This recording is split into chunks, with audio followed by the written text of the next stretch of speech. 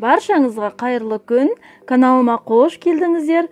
Бүгін сіздермен үй жағдайында бургер дайындаймыз. Алдымен каналыма тіркеліп алыңыздар.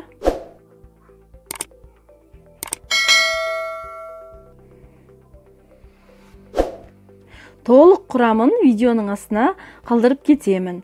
Бізге ет, бір нан, пияз керек. Барлығын ет тартқыштан тартып, дәміне қарай тұз, қара бұрыш салып, жақсылап араластырып алдым.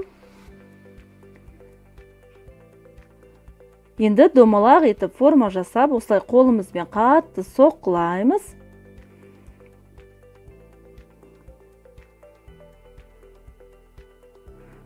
Котлеттің формасын жасап, өте жұқалау етіп жаямыз.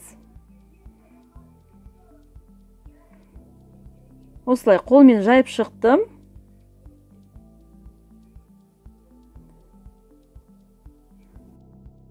Осы рецептпен менде 12 котлет шықты. Табамызға май құйып, қыздырып, котлеттерімізді саламыз.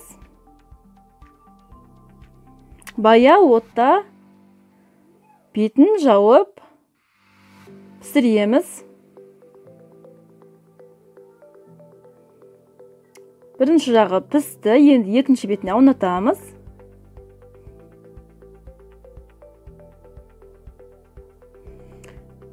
Қақпағын жауып пісіреміз.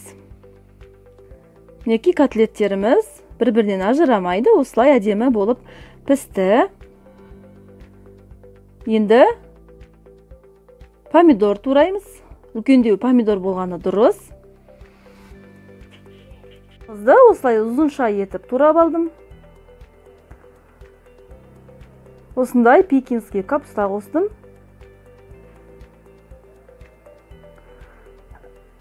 Сырымызды турап аламыз. Қалауларыңыз бойынша пияз қоссаңыздар болады. Енді соусымызды дайындаймыз. Майонез, кетчуп.